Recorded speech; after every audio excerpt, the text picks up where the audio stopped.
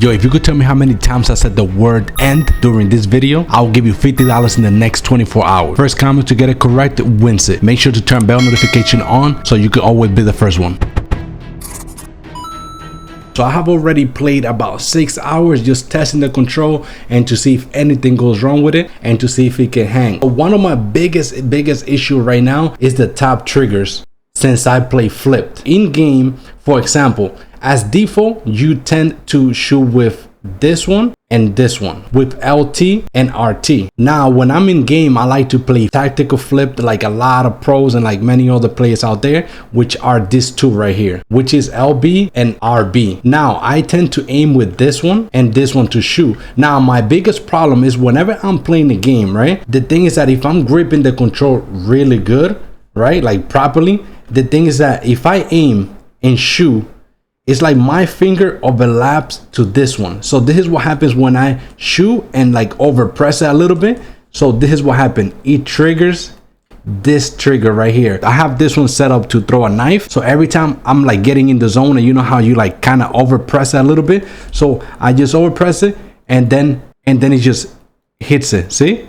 It just hits it by mistake. Now, the thing is that this thing is so sensitive that it's gonna trigger that button right away, and that's my biggest problem, because once I'm over here like getting into it and then I just shoot mid gunfire, I'm over there like throwing either like a knife or anything that you set it to, which is just a pet peeve right now. Now I'm about to show you in game exactly what I mean, and then I'm gonna give you a quick solution for that not to happen, only if you play flipped. Because if you play default and you shoot with this one, you are perfectly fine and you're not gonna have to do the fix that I'm about to tell you guys in the video. And I know that even if you put this all the way down, even if you have it like this, if I shoot, still it has that mini activation thing. Like it activates super fast. Like even if you go right there, it activates quick as hell regardless. And even if you tweak it on the software app. For those of you that don't know, this is what I mean by tactical flip. So you go on controller and then you go right here, edit button. See, I have a tactical flip right there.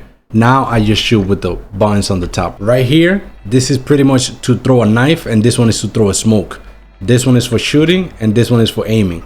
So if I'm looking right here, if I aim, right, once I aim and let's say I'm about to shoot, aim, and then I'm gonna shoot. If I over press it hard, then see how sensitive the triggers are. Look, I'm gonna grab it again. So if I'm grabbing it properly, see that? He just grabs it again. He just keeps throwing it. Look, I'm gonna put it closer. See that? Same thing with the smoke. So let's say if I'm aiming like hard or whatever for some reason, look. See? He just throws the smoke. So it pretty much depends on how hard you press it, you know? But like I said, when I'm in the zone, I press that shit like crazy, bro. But look, another one with the smoke. See, it's a good thing that they are really sensitive, but then it's like, damn, it's a hit or miss for whoever plays tactical flip. So I'm about to give you a quick workaround for it, that way you don't hit it by mistake. So you want to go to the settings.